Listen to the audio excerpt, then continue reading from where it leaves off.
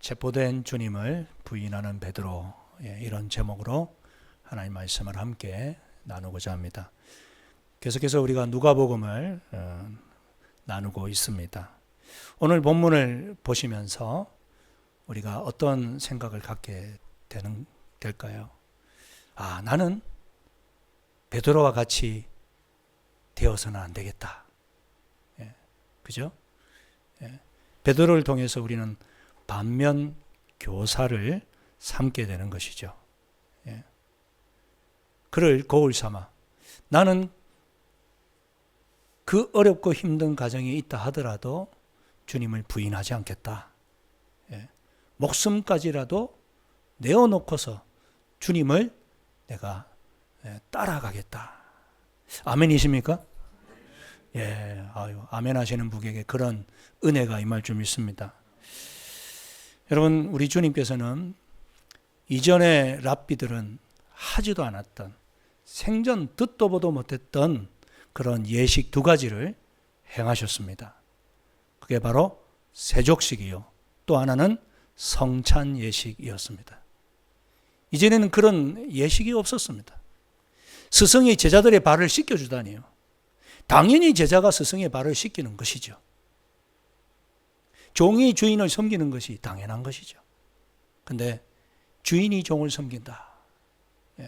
그런 일을 보지도 듣지도 못했던 제자들에게는 아마 잊을 수 없는 큰 충격이고, 지금도 우리 성경학교나 성경 캠프를 하게 되면 꼭 빠지지 않는 것이 그죠? 세족식이죠.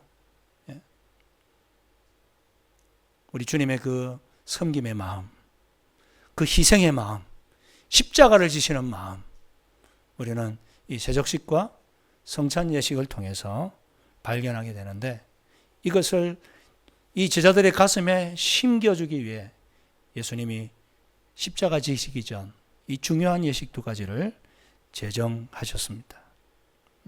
그리고 어디로 가셨습니까?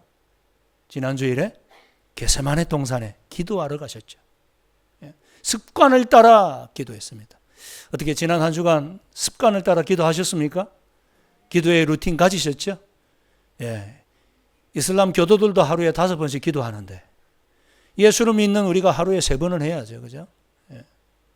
습관을 따라 우리 주님 기도하셨고, 그 규칙적인 기도가 우리의 그 어떤 고난도 이겨낼 힘을 주시는 줄 믿습니다.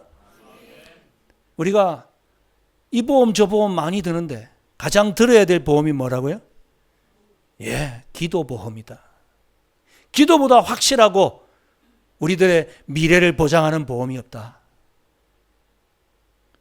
우리 주님 뭐라 그러셨습니까? 누가복음 22장 46절에 이르시되 어찌하여 자느냐 시험에 들지 않게 일어나 기도하라. 우리가 시험에 빠지는 이유, 고난이 있어서가 아닙니다. 여러분, 인생에 고난은 항상 있습니다. 그러나 고난에 빠지고 넘어지는 이유는 기도하지 않았기 때문에, 기도의 루틴으로 우리가 미래를 대비해야 할 줄 믿습니다. 그러면 그 어떤 고난도 우리가 이겨낼 뿐만 아니라 그것이 우리에게 큰 은혜요, 상급이 되어질 줄 믿습니다. 오늘 47절 이하에 보면 이렇게 기록합니다.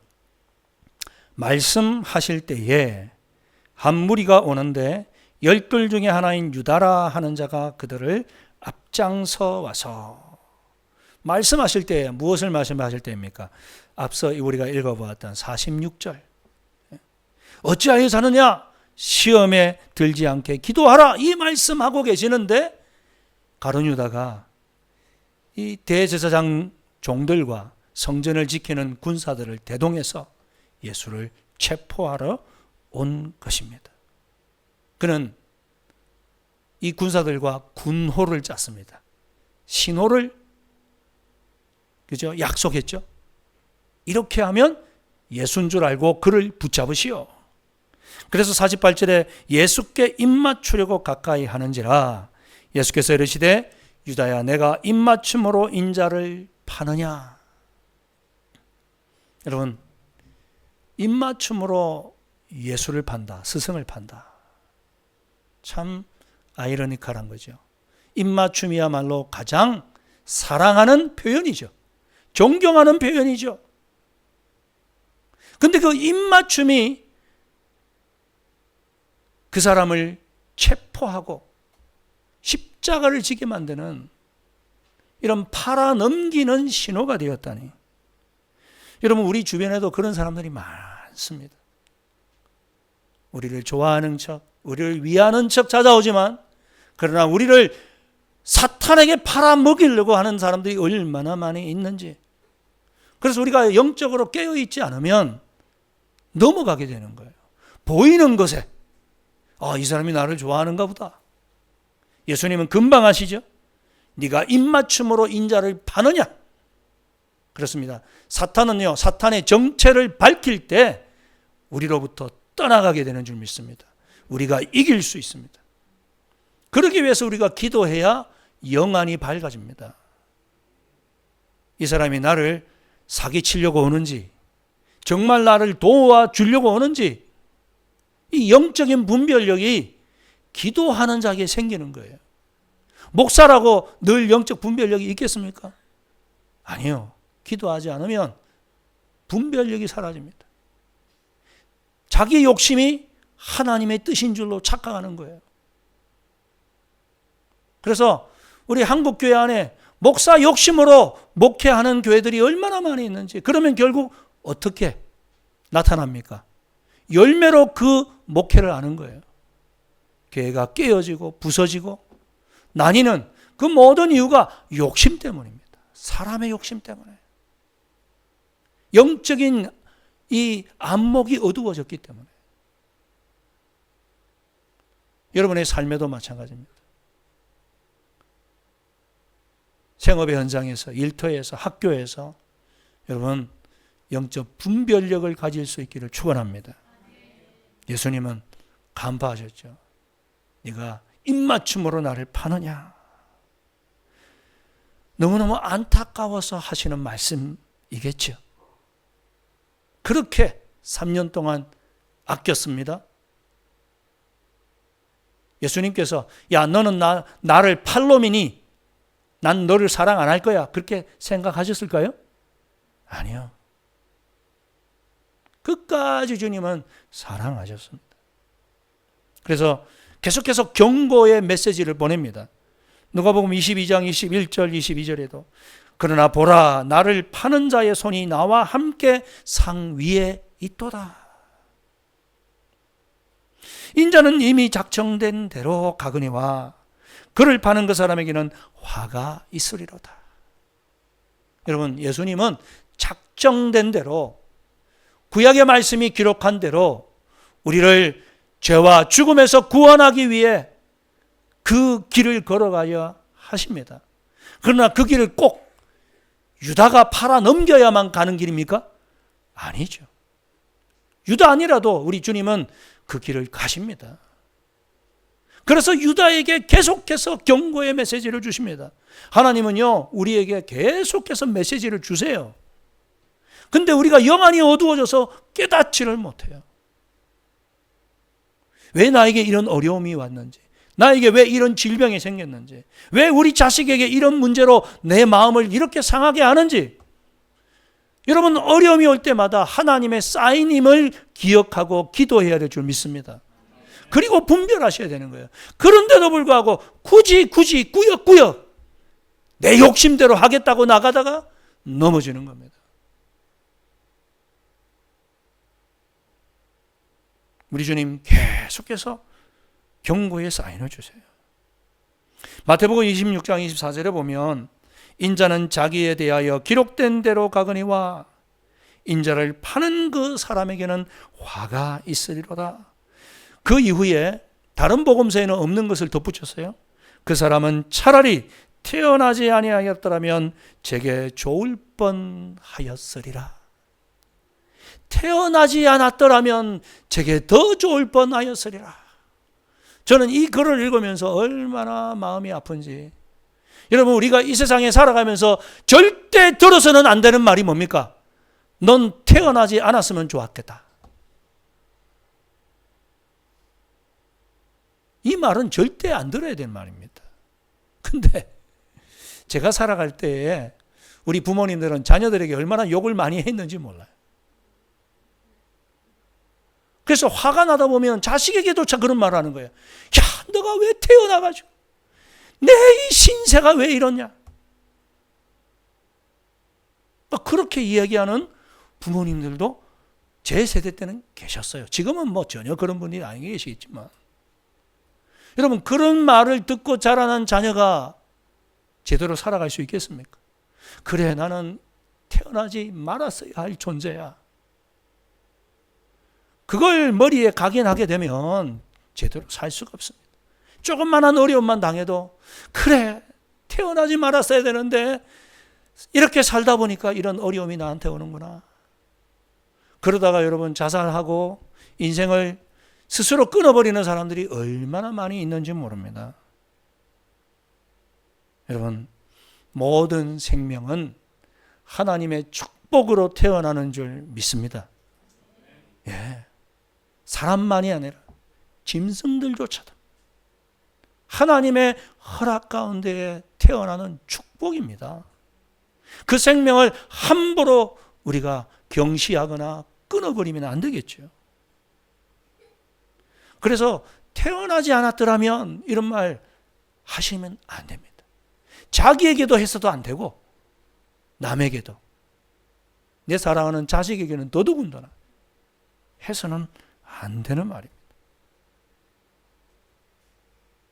그런데 왜 예수님으로부터, 생명의 주인이신 그 주님으로부터 가룟 유다는 이런 말을 듣습니까?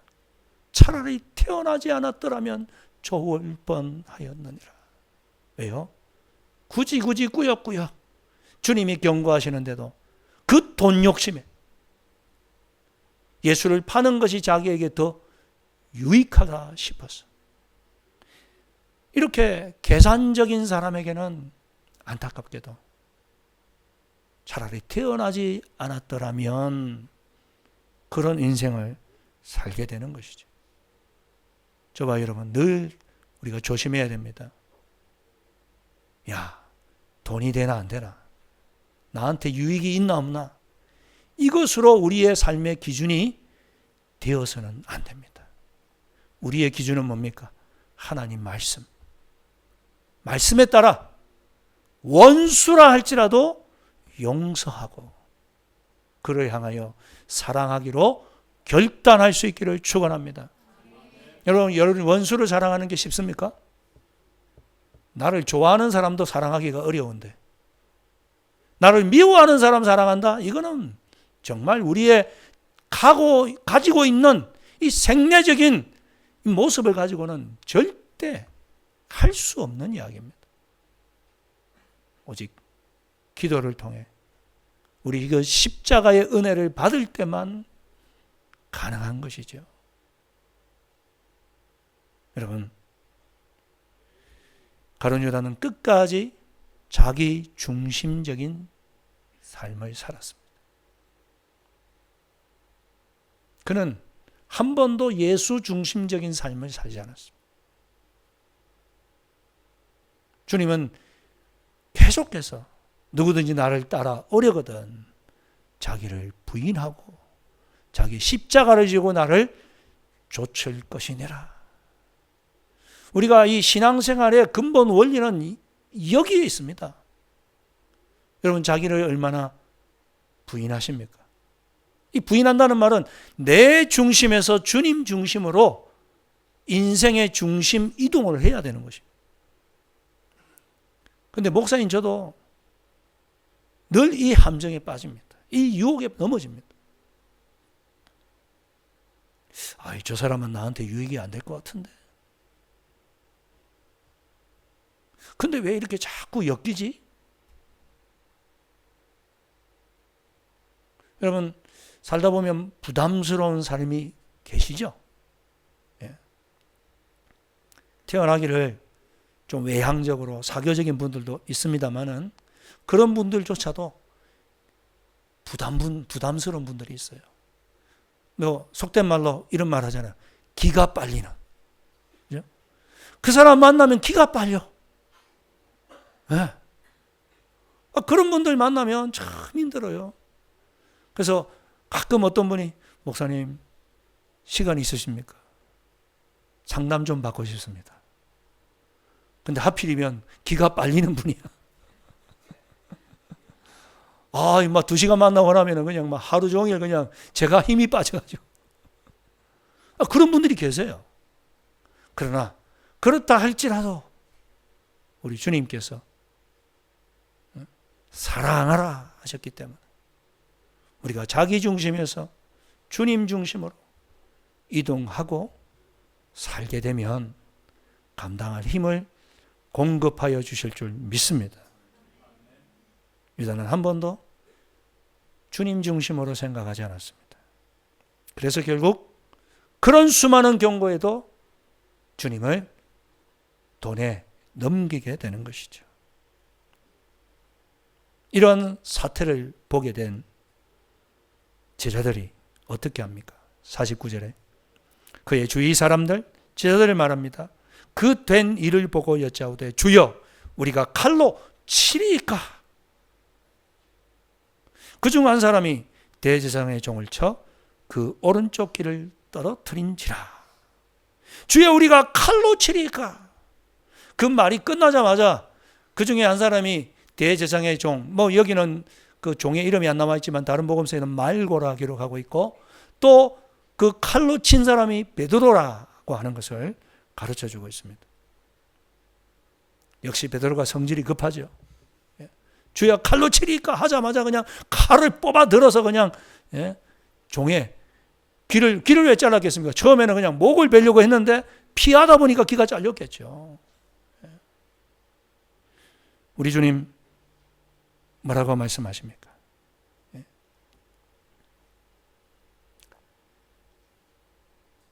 50절 51절에 보니까 51절에 보니까 예수께서 일러 이르시되 이것까지 참으라 하시고 그 귀를 만져 낫게 하시더라. 이 다른 마태복음서에 보면 이런 말씀을 덧붙여요. 마태복음 26장 52절에 같이 한번 읽어보겠습니다. 시작. 이에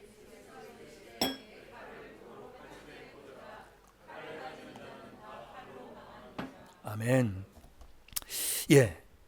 칼을 가지는 자는 다 칼로 망하느니라. 이것이 세상 사람들도 조금 바꿔서 사용하잖아요. 칼로 흥한 자는 칼로 망한다. 칼을 가진 자는 다 칼로 망하느니라. 여러분 우리가 이 말씀을 흔히 무력을 사용하면 안 된다. 이렇게 적용시킬 때가 많습니다. 그렇죠? 우리 기독교는 비폭력을 주장합니다. 힘으로 남을 폭행하거나 다른 나라를 침략하는 것 우리 기독교는 반대하죠. 근데 우리가 남의 공격으로부터 나를 방어하는 것을 반대하지는 않습니다. 우리 한국 사회 안에 군복무를 반대하는 그런 분들이 있죠.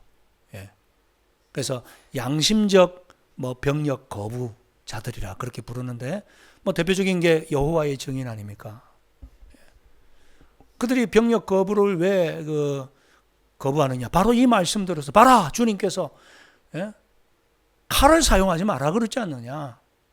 그러니 우리가 총칼을 듣는 그런 훈련을 받을 수도 없고 우리가 군복무를 할 수 없어.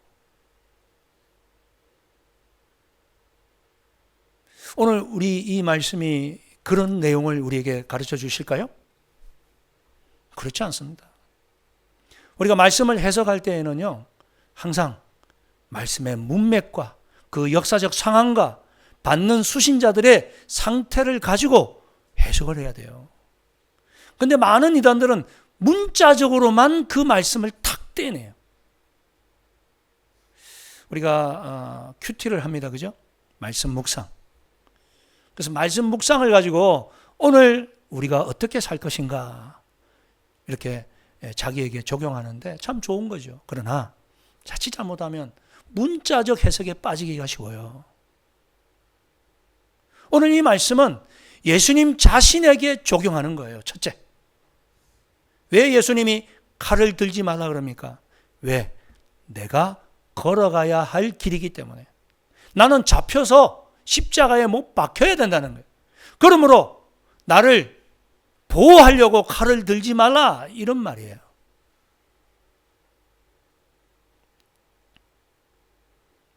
누가 나를 공격하거나 우리 집안에 침범해서 우리 가족을 해치려고 하는 그런 강도가 왔을 때 나에게 칼이 있고 대항할 수 있는 무력이 있다면 사용해야죠. 그죠? 대항해야 됩니다. 그래서 우리 주님께서 다른 본문에서는 이렇게 말씀하세요. 누가복음 22장 36절 말씀을 보면, 우리 36절을 같이 한번 읽어볼까요? 시작. 이르시되 이제는 전대에 있는 자는 가질 것이요 배낭도 그리하고 검 없는 자는 겉옷을 팔아 살지어다. 아멘. 언제는 주님께서 전대 갖지 마라, 지팡이도 2개 갖지 마라, 겉옷도 2개 필요 없다, 그렇게 말씀하셨죠. 12제자 파송하고 70인 제자 파송할 때에. 근데 오늘 말씀하세요. 이 누가복음 22장 문맥 안에서 예수님이 십자가를 앞두고 이제는 전대 가져, 그리고 배낭도 가져, 그리고 검 없는 자는 검을 사. 왜 이런 말씀하십니까? 이제는 내가 너희들을 떠나간단 말이에요. 예수님이 더 이상 너희들을 지켜줄 수 없다는 얘기입니다. 함께 하시지 않는다는 거예요. 그러므로 스스로를 지킬 수 있는 그러한 힘을 가지고 있어라. 그래서 너희들에게 필요한 자기 방어의 힘을 가지고 있어라고 말씀하시는 거예요. 그러므로 우리 기독교인들은 병역 의무를 수행하죠. 군대 갑니다. 우리 개신교인들은. 왜? 자기 방어적 차원에서. 우리 대한민국 군대가 한 50만 명 지금 되는 걸로 알고 있는데, 그거 왜 있습니까? 공격하려고 있습니까? 모지사님, 그죠? 그렇지 않죠. 우리 자기 방어입니다. 우리를 보호하기 위하고 지키기 위해서. 예.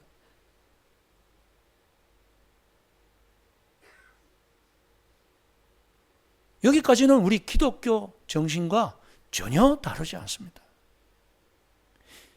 그러므로 이 자리에 앉아있는 우리 아직 군 미필한 우리 형제 자매들, 자매들은 아니네. 우리 형제들, 예, 군대 가십시오. 군대 안 가려고 하지 말고, 예, 우리에게 주어진 또 신성한 의무이기도 합니다. 우리 주님 칼로서 대제사장의 말종 말고의 길을 자르는 이 모습을 보고 이제 그 길을 다시 붙여 낫게 해 주십니다. 우리 주님의 마지막 치유사역이죠. 예, 그렇습니다. 끝까지 우리 주님은 치유하시고 고쳐 주셨습니다. 오늘 이 아침에도 우리의 삶을 치유해 주실 수 있는 분은 우리 주님밖에 없는 줄 믿습니다. 우리 주님 52절에 이렇게 말씀하십니다. 예수께서 그 잡으러 온 대제사장들과 성전의 경비대장들과 장도들에게 이르되 너희가 강도를 잡는 것 같이 검과 몽치를 가지고 나왔느냐? 53절 다같이 읽겠습니다. 시작. 내가 날마다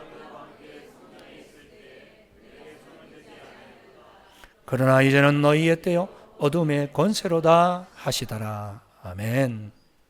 그렇습니다. 오늘 이 말씀을 통해서 우리가 느낄 수 있는 뉘앙스가 있죠.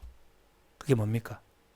이 모든 상황을 주도하시는 분은 우리 예수님이시구나. 너희들이 날마다 내가 성전에 있을 때 잡을 수 있었냐? 못 잡았지. 근데 지금은 강도를 잡는 것 같이 너희들이 검과 몽치를 가지고 왔는데 너희들이 나를 그런 식으로 잡으러 왔는데 내가 잡혀주마. 이 말씀인 거예요. 이전에는 못 잡았지만 지금 너희가 나를 잡을 수 있다는 것은 너희 힘이 강해서가 아니라 내가 허락했기 때문이다.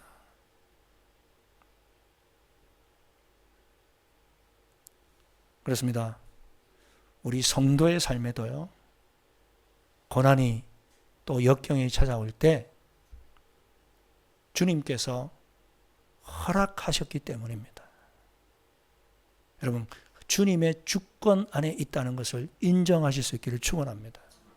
내 삶 전체가 주님이 주도권을 가지고 계시다. 사탄이 절대 주도권을 가지고 있지 않다. 우리가 때로는 사업에 실패할 수 있습니다. 때로는 생각지도 못한 질병으로 고통당할 수도 있습니다. 그러나 주님의 계획 안에 있음을 고백하실 수 있기를 바랍니다. 주님 필요해서 주시는구나. 그걸 인정하면 우리가 낙심하지 않습니다. 허락하신 분이 감당할 힘도 공급해 주시기 때문입니다. 그렇습니다. 모든 것이 주님 손에 있습니다. 그래서 전도서 3장 1절 2절에 보면 이렇게 말씀하고 계십니다. 같이 읽습니다. 시작. 범사에 기한이 있고 천하만사에 다 때가 있으니 날 때가 있고 죽을 때가 있으며 심을 때가 있고 심은 것을 뽑을 때가 있으며. 아멘. 범사에 다 기한이 있다. 하나님이 정해놓으신 때가 있다는 겁니다. 나의 이 고통이 영원히 끝나지 않을 것 같지만 그러나 하나님께서 허락하셨기에 끝날 때도 반드시 예비해 놓으신 것을 믿으시기 바랍니다. 반드시 끝납니다. 이 전쟁의 기간도 반드시 하나님 끝나게 하실 줄 믿습니다. 조금만 더 버티십시오. 믿음으로 기다리십시오. 우리 금요기도회 때도 제가 말씀을 드렸지만 인내하며 씨를 뿌리는 자는 기쁨으로 단을 거두게 될 줄 믿습니다. 이렇게 주님 붙잡혀 가셨습니다. 그 뒤를 54절에 보니까 베드로가 멀찍이 따라가고 있습니다. 멀찍이 따라가더라. 전 이 구절을 읽을 때마다 생각해 봅니다. 나는 혹시 멀찍이 주님을 따라가고 있지는 않을까? 여러분, 왜 멀찍이 베드로가 따라갔을까요? 사람들의 시선을 의식했기 때문이죠. 저 사람들이 나도 알아보고 붙잡으면 어떡할까? 사람의 시선을 의식했어. 여러분, 우리도 티 안 내고 예수 믿으려고 할 때가 있죠. 직장이나 학교나 세상 속에서 티 안 내려고 기도할 때도 눈만 1초 감았다 뜨고 하나님 땡큐 하고 이제 밥 먹고.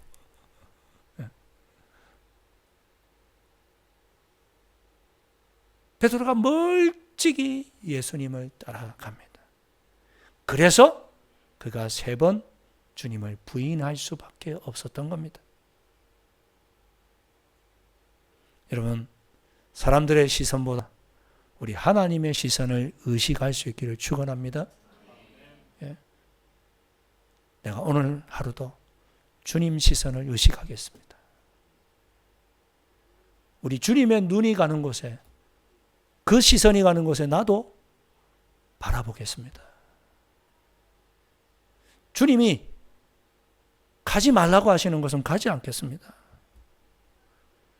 이 베드로가 안타깝게도 주는 그리스도시요 살아계신 하나님의 아들이시니이다. 놀라운 고백을 했던 사람입니다. 그죠? 그런 그도 넘어집니다. 왜요? 멀찍이 사람들 시선 쳐다봤기 때문에. 우리라고 3번 부인하지 않겠습니까?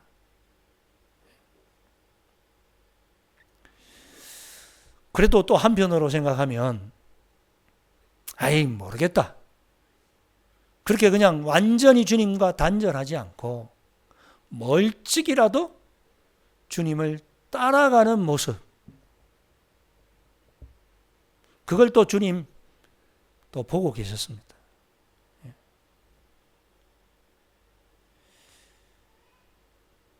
양심의 가책이기 때문에 완전히 끊지는 못하고 멀찍이라도 그는 뭐라고 예수님께 이야기를 했습니까?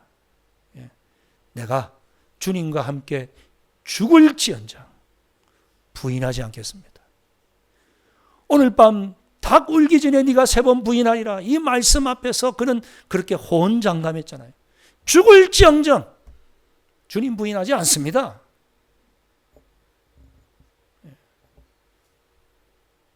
그는 한때 믿음의 사람이라, 제자 중에 수제자라, 어떻게 보면 좀 어깨에 힘도 들어가고 다른 사람들 앞에서 그래도 내가 좀 나았지, 12중 중에 내가 그래도 최고 아니야? 이런 생각을 가졌을 겁니다. 우리 다 그런 마음이 들 때 있잖아요. 그래도 우리 모장에서는 내가 좀 낫지, 나만큼 예수 믿으라 그래, 나만큼 선교하라 그래. 저도 한때 그런 교만함에 빠졌던 적이 있었습니다. 다른 선교사 보면 좀 같지 않게 보이고, 저게 무슨 선교야 저게. 하나님 앞에서 얼마나 큰 교만이었는지. 저도요, 시험이 오니까 넘어지더라고요. 그럼에도 불구하고 그래도 신앙적 양심이 있어서 멀찍이 따라가는 베드로. 그런 저와 여러분, 우리 주님께서 그대로 받아들여 주시는 줄 믿습니다. 그래서 찾아오시고 부활하신 후에 그에게 다시 소명과 사명을 주시지 않습니까? 여러분, 소명이 뭡니까? 불러주시는 거죠. 그래서 예수님이 물으십니다. 네가 나를 사랑하느냐? 소명은 주님께서 불러주셔서 우리에게 사랑하는 마음을 주시는 겁니다. 예, 주님 아시지 않습니까? 부끄러워 제대로 말을 못하지만 주님 아시지 않습니까? 그래, 내가 너를 불렀다는 것을 기억해라. 소명을 주님 주시고, 그 다음 뭘 주십니까? 사명을 주십니다. 내 양을 먹이라. 그렇습니다. 우리를 불러주신, 택하여 불러주신 우리 하나님께서는 우리에게 감당할 힘도 주실 줄 믿습니다. 우리 베드로에게서 희망을 발견합니다. 그것은 무엇입니까? 마지막 62절입니다. 61절, 62절 같이 한번 읽겠습니다. 시작. 주께서 돌이켜 베드로를 보시니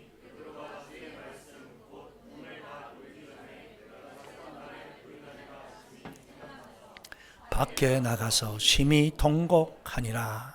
아멘.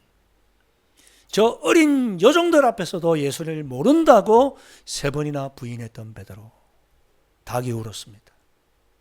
그 순간 생각났습니다. 닭이 울기 전에 네가 나를 3번 부인하리라. 그 말씀이 생각나니 그에게 찾아온 것이 무엇입니까? 62절에 심히 통곡하니라.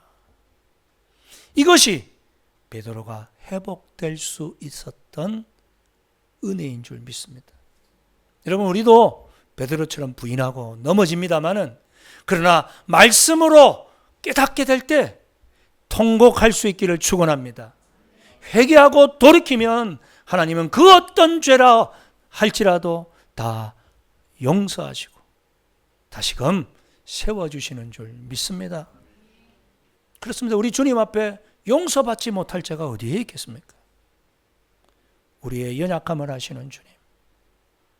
그러기에 우리가 눈물로 기도할 때 불쌍히 여기시고 우리에게 다시금 시작할 수 있는 기회를 허락하여 주실 줄 믿습니다. 그렇습니다. 베드로는 바로 저와 여러분인 것 같습니다. 우리도 똑같이 주님 멀찍이 따랐고 사람들의 시선을 더 많이 의식했고 그럼에도 불구하고 신앙의 양심이 있어서 주님 앞에서 자기의 죄를 뉘우치고 눈물을 흘릴 때에 주님 다시 우리에게 기회를 허락하여 주실 줄 믿습니다. 그러므로 결단하십시오. 혹시 이 자리에 계신 분들 중에 주님 앞에서 이것은 씻지 못할, 주님 용서 안 해주실 거야. 아닙니다. 주님 용서하십니다. 그 십자가의 보혈로 씻어주실 것입니다. 이 시간 한번 성령의 인도하심을 따라 말씀으로 우리가 도전받은 내용을 가지고 함께 기도드릴 때 특별히 주님